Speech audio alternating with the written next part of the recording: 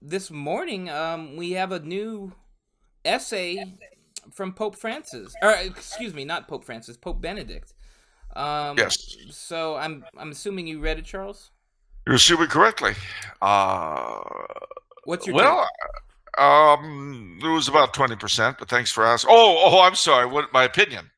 Very good. Um, It's not sorry. that high.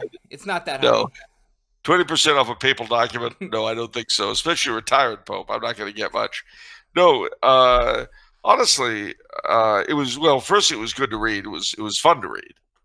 My first thought was how much I missed reading his stuff when it would come out.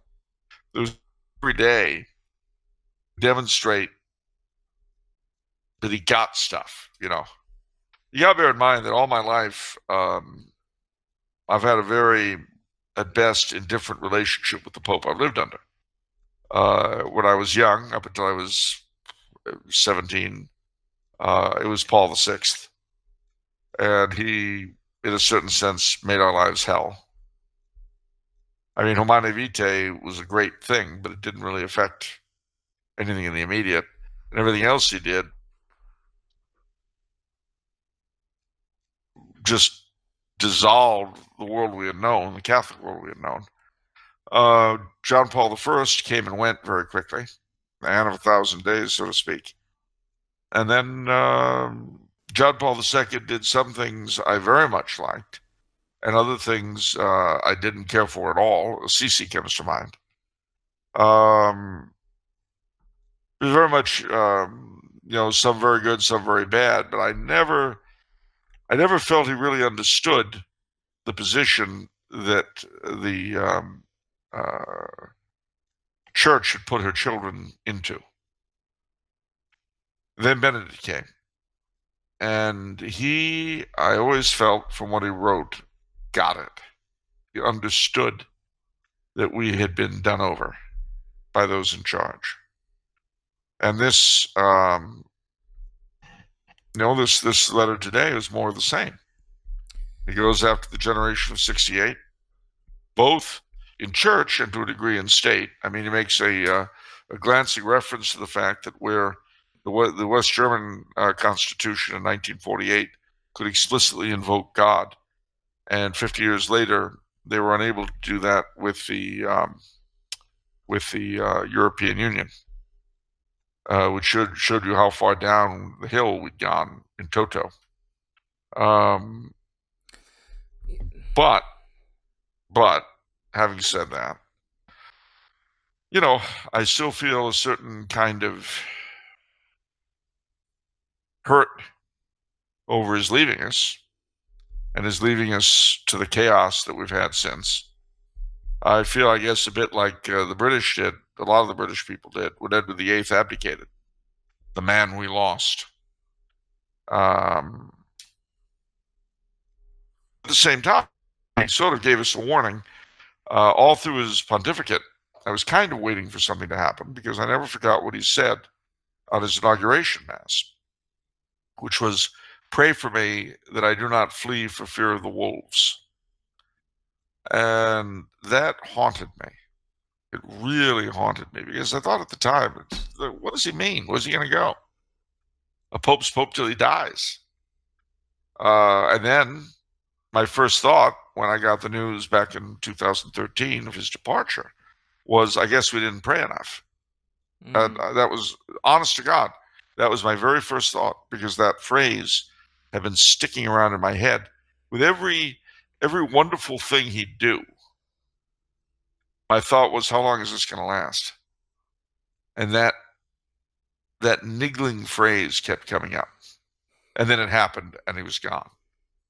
Now, where I was very wrong was that I thought he had sufficiently stacked the College of Cardinals that we would get a pope who would be much in his tradition. That didn't happen. We got, instead, a pope who was very much like the priests of my youth, because he was of their age group, and he was that kind of priest. The people that brought in Vatican II's quote-unquote reforms, very often without any reference to Vatican II at all, very brutally, very nastily. If you asked for explanations, the explanations usually didn't make any sense. And if you pointed that out, they'd explode at you. And so this pontificate has been very reminiscent in a lot of ways of my childhood, not in a nice way. But at the same time, a lot of things are much, much better. I mean, Lord knows traditional masses are much more frequent. The ordinariates are off the ground, and that's all because of Benedict. The much higher level of young priests and young seminarians as compared to the older ones. Again, very much Benedict's story. So it was good to hear from him again. And it was good once again to read that clear analysis of the problems we face. Let me read my favorite passage from what he wrote in this essay. What predominates is not a new reverence for the presence of Christ's death and resurrection, but a way of dealing with him that destroys the greatness of the mystery. The declining participation in the Sunday Eucharistic celebration shows how little we Christians of today still know about appreciating the greatness of the gift that consists in his real presence.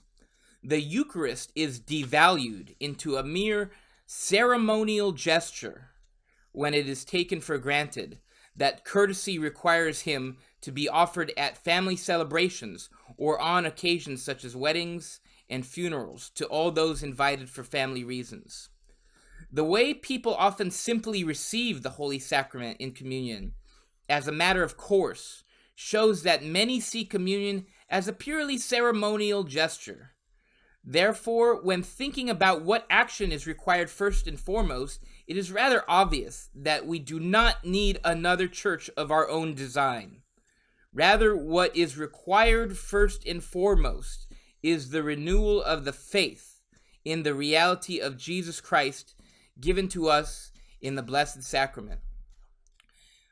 I think it's very interesting because he's making a connection, so this is kind of him commenting on the scandal and the crisis. To me he is linking that to a lack of belief in the real presence of the Eucharist, which is interesting. It makes sense. Well, it does, because what is the major function of the priest is the salvation of souls. How does he accomplish that? Through offering the sacrifice of the Mass, through forgiving sins, through anointing the sick and the dying, all these things. Now, if his belief in that system, centered and anchored in the Eucharist, is scanty or shoddy or weak, it can't help but have an effect on the entirety of his personality. Everything becomes unreal. And one of the other, I mean, the analysis that the Pope makes of the new morality of the 60s and the effect that it had on the priesthood and on seminaries and so forth. He mentions the case of Bishop Unterner of Saginaw, who showed porn to his seminarians. What do you say to that? And at the time, see, this is where people are a little bit, I'm speaking of older people now, my age and older, are a little dishonest. If on the one hand they embraced the changes of the 60s, and now they're suddenly turning around and saying, oh, how can the church be this? What are you talking about? The church has been what you wanted it to be. Elastic, happy conscience priests you wanted, and now you're complaining because there's a comeuppance, you see. And that too is a point he makes. He points out the fact that pedophilia had acquired a certain respectability in the 60s. Yep, it sure had. That's weird. Yeah, that was news to me. I didn't know that. Well, that's because you didn't live through the days of Lolita. Oh, that stupid novel. Yeah, it was a very popular novel. But there's more to it than that. and I'll have you know, a friend of mine who's a doctor revealed to me that when the pedo crisis blew in 2002 or whenever it was, 2001, the first time, the APA, the American Psychological Association, had been on the verge of removing pedophilia from the list of mental illnesses, as they had removed homosexuality 20 years prior. So, if it had not been for the big priestly thing, you know. So think of something in culture that's constantly screaming, "Have sex, have sex, have sex, have sex, have sex." All right. Well, see, that's going to hit people with different tastes in different ways. Yeah. Now, everyone has drives of that sort. Everyone is attracted to someone or something. The majority of people are attracted to members of the opposite sex of more or less their own age. But not everyone is. And those who are not struggle with their attractions and so forth. The last thing they need is a society that's telling them, do it, do it, do it, do it, do it, do it, do it, do it. And then turns around when they do as they're told and starts to clutch at their pearls and get all overwrought. Do not complain when you plant evil seed and you harvest something disgusting. Don't complain. And that, in my humble opinion, is what my generation did. Certainly the elders of my generation. One of the terrible things, about being born in 1960 is that while you're technically part of the boom, you get none of the privileges of being a boom, and you get none of the privileges of being an exer. You're just sort of along for the ride. Stuck with the 70s.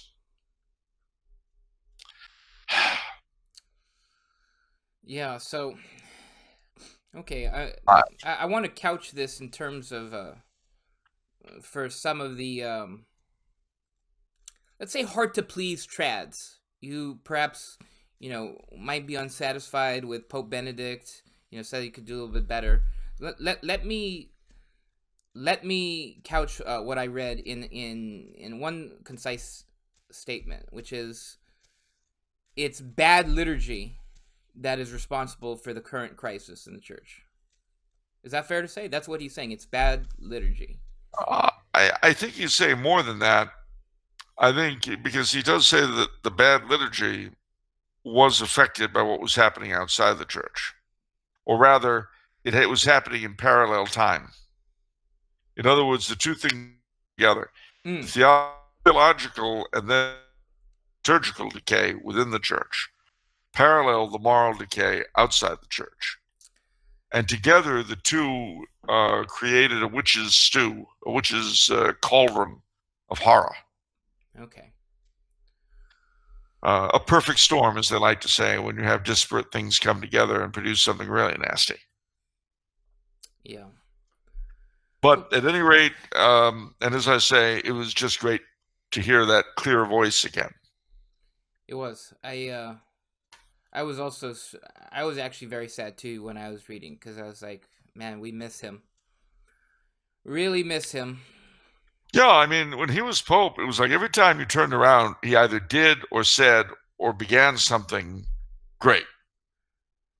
After the first couple of years, it was like he was opening a toy box and, hey, look at this one. All right, let's keep this one out. Yeah.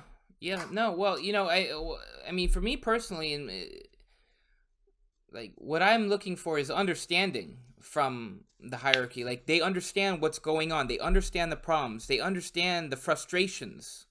And so that's what I'm personally looking for.